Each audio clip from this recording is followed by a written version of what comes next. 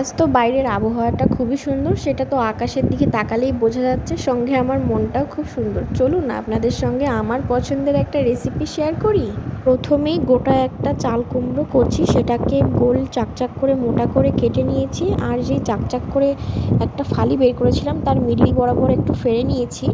আর এখানে বাটিতে সাদা কালো সর্ষে, অল্প কিছু জিরে, কিছু কাঁচা লঙ্কা, লবণ, হলুদ দিয়ে সুন্দর করে একটা ব্যাটার তৈরি করে আমি এখানে মাখো মাখো করে রেখেছি। পাশে কড়াইতে তেল গরম হতে চাপিয়েছি আর সুন্দর করে এদিকে চাল কুমড়োগুলোতে লবণ হলুদ দিয়ে মাখো মাখো করে রাখছি। আর তার ভেতরে যে পুরটা তৈরি করেছি সেই পুরটা ভরে হালকা করে প্রেস করে সবগুলোতে রেখেছি।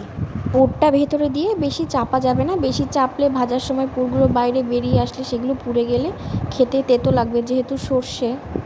কড়াইয়ের তেল গরম হয়ে গেছে, একটা একটা করে চাল কুমড়ো এখন ছেড়ে দেব।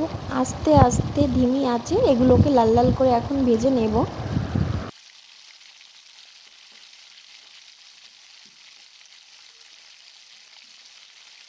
আমি চাল কুমড়োর ভেতর পুরটা দিয়ে বেশি চেপে দিইনি, আর সে কারণে বাইরের দিকে কোনো পুর বেরিয়ে আসছে না। সুন্দর করে ভেজে যে এখন নামিয়ে নিয়েছি। এই ভাজিটা লাল লাল করে ভাজলে বেশি ভালো লাগে খেতে, আর সঙ্গে যদি একটু ঝালটা বেশি দেওয়া যায় তাহলে তো কোনো কথাই হয় না। খাওয়া দাওয়া করে এখন আমরা একটু বিশ্রাম নিচ্ছি, আর এদিকে মেয়ের কাণ্ড দেখুন কি করছে। ঘরে শুয়ে রয়েছে, আমার কাছে শুয়েছিল, আর এখন দেখছি কেমন গ্রিলের শব্দ হচ্ছে, উকি মারে দেখছি, এখন দেখছি ও বাইরে বেরিয়ে গেছে। কোথায় যাচ্ছ? আমি আসবো পিটুনি দিতে। কি হলো বলো? দাঁড়া আমি আসছি।